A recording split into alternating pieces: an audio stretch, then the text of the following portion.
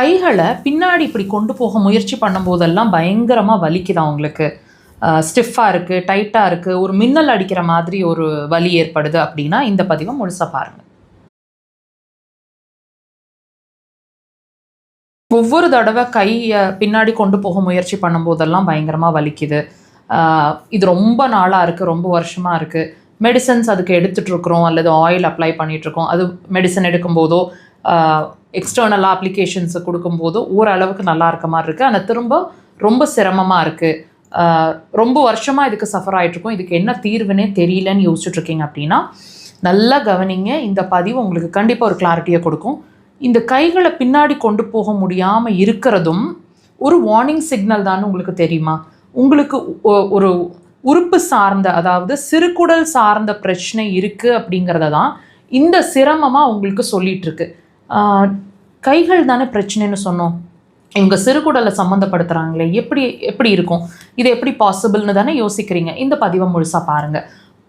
நான் சொல்லக்கூடிய விஷயங்களை வாட்ச் பண்ணிங்க அப்படின்னா இதுக்கும் அதுக்கும் சம்மந்தம் இருக்குது அப்படிங்கிறத கண்டிப்பாக உங்களாலேயே உணர முடியும்.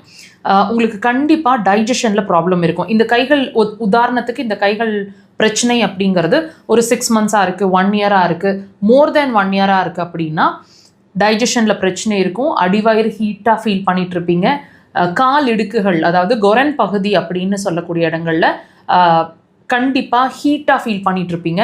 சில நேரங்களில் பாடியில் டெம்பரேச்சர் ஃப்ளக்சுவேஷன்ஸ், உள்ளேயே தலை சூடாக இருக்கிறது, உடம்பு கூலாக இருக்கிறது, மாறி இருக்கிற மாதிரி இருக்கிறது, அல்லது பாடி எப்பவுமே ஹீட்டாகவே தான் இருக்குதுன்னு ஃபீல் பண்ணுறது.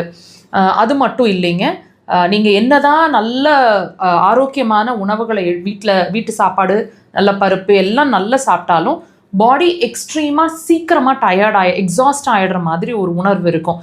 நம்ம சாப்பிட்ற உணவெல்லாம் வேஸ்ட்டாக போயிட்டுருக்குதோ அப்படிங்கிற மாதிரி ஒரு உணர்வு உங்களுக்கு ஃபீல் ஆகும். சீக்கிரமாக எக்ஸாஸ்ட் ஆகிடுவீங்க. அண்ட் ரொம்ப எமோஷ்னல் டைப்பாக இருப்பீங்க. சின்ன விஷயத்துக்கு கூட டக்குன்னு கண்ணில் தண்ணி வந்துடுற மாதிரி இருக்கும். நல்ல விஷயத்துக்கும் சரி உடனே எமோஷ்னல் ஆகிடுவீங்க, கண்ணில் தண்ணி வரும். சின்னதாக சாதாரண ஒரு விஷயம் கேட்டாலும் உடனே எமோஷ்னல் ஆகி கண்ணில் தண்ணி வரும். இந்த மாதிரி எக்ஸாஜுரேட் பண்ணுற மாதிரி ஒரு சுச்சுவேஷனில் இப்போ சமீபமாக இருந்துகிட்ருப்பீங்க. அது மட்டும் இல்லைங்க, டெஃபினட்டாக நான் சொன்ன மாதிரி உங்களோட பாடி ஹீட் டெம்பரேச்சர் ஃப்ளக்சுவேஷன்ஸ் நிறையவே இருக்கும். தயவு செய்து வாட்ச் பண்ணுங்கள். இதுக்கும் அதுக்கும் சம்மந்தம் இருக்குது. அடிக்கடி கழுத்து பிடிக்கிற மாதிரியும் இருக்கும். ஸோ உங்களோட ஒவ்வொரு விஷயமும் உங்கள் உடல் சொல்லிட்டு இருக்கக்கூடிய ஒவ்வொரு விஷயமும் வியாதி இல்லை, வியாதி இருக்கிறதுக்கான அறிகுறி அப்படிங்கிறத அட்லீஸ்ட் இப்போவாது அண்டர்ஸ்டாண்ட் பண்ணுங்கள். அக்குபஞ்சர் சிறந்த தீர்வாக இருக்கும். இம்மீடியட்டாக உங்கள் கை ரிலீஸ் ஆகிடும். வாட்ச் பண்ணுங்கள்.